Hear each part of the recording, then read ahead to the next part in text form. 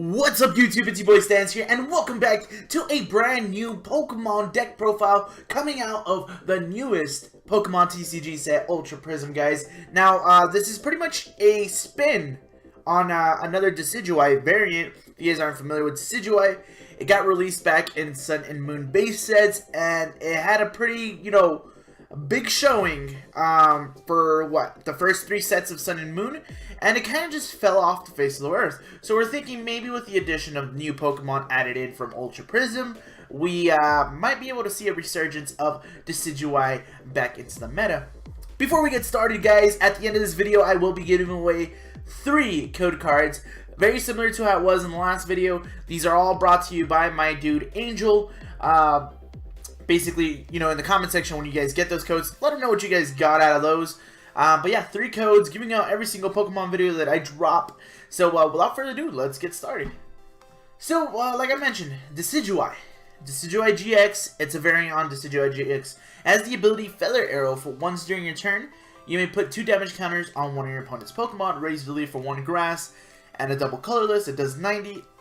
And Hollow Hunt GX, for 1 grass, you put 3 cards from your discard pile into your hand. We play 4 of these Decidueyes, and of course to get to Decidueye, we're playing 4 Rowlets. Pretty much you're never going to attack with them, so you're not going to pay attention to the moves there. 60 HP, so it'll survive 3 of your opponent's Decidueyes if they ever see them.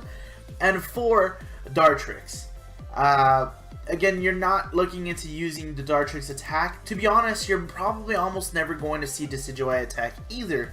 Now, in the past, we've had Forest of Giant Plants, the Stadium card, where you got to your Decidueyes as quickly as possible. Now, though, it's a little bit different since Forest of Giant Plants is no longer in the format.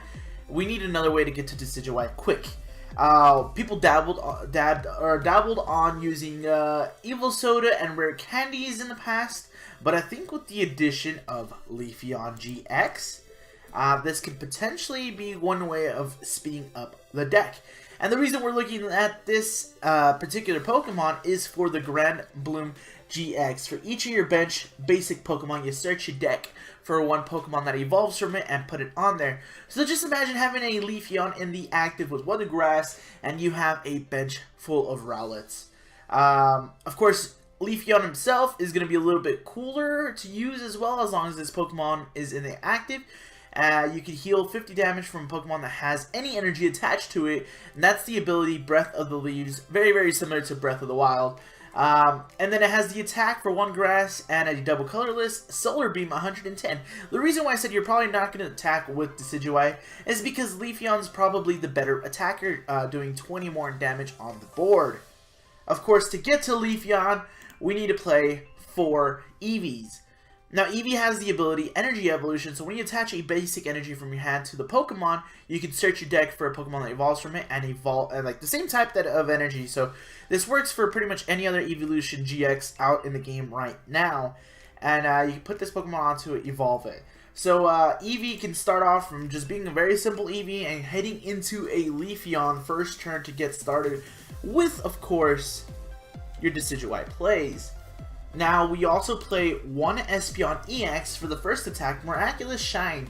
Devolve each of your opponent's evolved Pokemon and put the highest stage evolution card on it onto your opponent's hand. So, what's cool about this is you can start sniping your opponent's big Pokemon. You can see a Gardevoir or maybe an opposing Decidueye. You can start dealing damage onto it just so you can have Espeon come in and Miraculous Shine.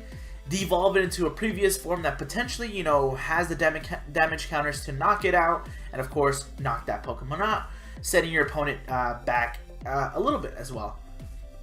Now, what's cool about this deck is just that how you're going to focus on the sniping and Leafeon, and when you absolutely need to, you can come in and use Espeon. Other than that, if you don't see a need for using Espeon, you really don't have to.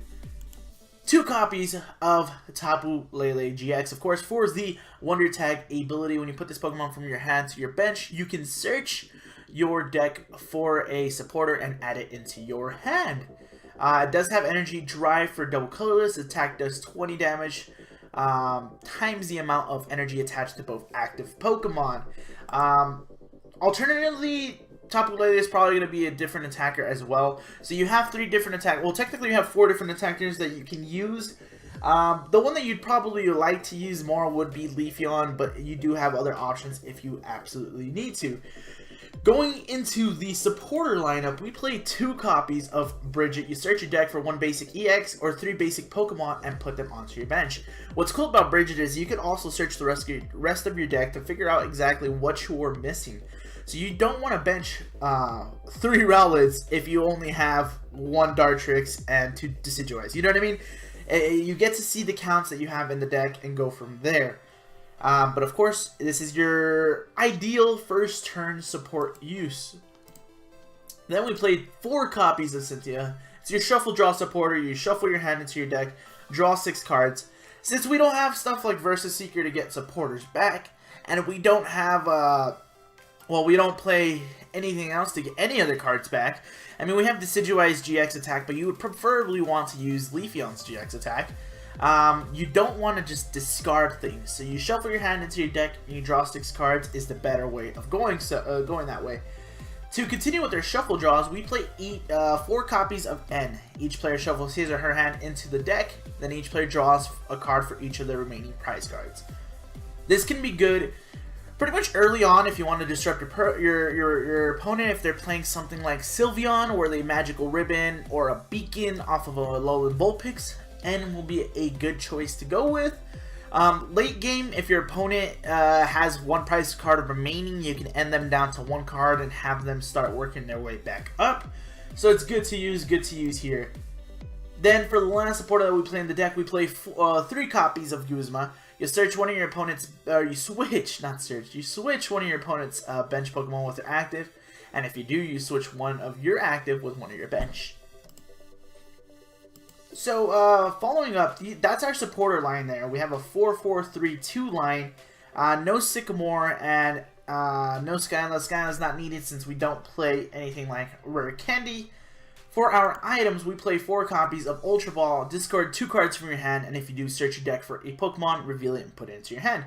Now, of course, Ultra Ball is very ideal in the deck because you want to make sure that you have pretty much the resources to do so, or, you know, the cards to continue going with the strategy of the deck. Of course, you want to hit a Tapu Lele Bridget first turn if you don't open with the Bridget. Of course, you want to have the Decidueyes ready for when the Dartrix are already evolved. So, Ultra Ball is going to be your ideal choice to pretty much locate the Pokemon you are looking for. 2 copies of Field Blower. Choose up to 2 cards in any combination of Tools or Stadium and discard them. Now, this will be really good for something along the lines of Garbotoxin. It'll not only shut down Decidueye's Feather Arrow ability, but it'll also shut down Breath of the Leaves for Leafeon. And we don't want that. We want to make sure that, of course, our Feather Arrows are continuing to spread the damage that needs to be done. And we want to make sure that our Pokemon are very healthy with Leafeon's healing ability. We play 2 copies of Rescue Stretcher. Of course, having 2 different abilities, you put a Pokemon from your discard into your hand, or you shuffle 3 Pokemon from your discard into your deck. Sometimes you may have to discard a Decidueye early on or something like that, and you have your Dartrix ready to go, and you need a Decidueye, you can get the Decidueye from your discard, put it on your Dartrix, and start Feather Arrowing and annoying your opponent, because this is pretty much what this deck does. But Rescue Stretcher does have a role in this deck. 3 copies of Choice Band. This attack of the Pokemon attached to it does 30 damage more to active GX or EX Pokemon. So, Leafeon's Solar Beam attack can do 140. And potentially 3 other snipes from Decidueye, and that's 60 damage. So technically you're looking at about 200 damage dealt from Leafeon GX. You know, if you get everything done correctly. Then 3 copies of Floatstone. Sometimes you get some stuff stuck in the active that you really don't want in the active. Usually you might have to start with a Rowlet of sorts, or maybe, you know, they Guzma up a Decidueye and it doesn't have any energy to attack with. So Floatstone is a great card to have in a situation like this. So we play 3 copies of it so that we can make sure that we can retreat efficiently, and to make sure that our primary attacker is up in the active and doing its job. But that's pretty much it for the lineup right there. And for the energy lineup, we play 7 copies of Grass Energy, guys. 7 copies of Grass Energy. I was testing with 6. Of course, 7 is much better. You want to make sure you get that turn 1 energy evolution as soon as possible. And since space is so tight in the deck, I believe 7 is the correct number to play. And then we, of course, play 4 copies of double colorless energy. Of course, needed for Leafeon's attack, Decidueye's attack, and Tapu Lele's attack. It speeds up everything and makes sure that you have a Leafeon or Decidueye attacking as soon as possible after the second attachment.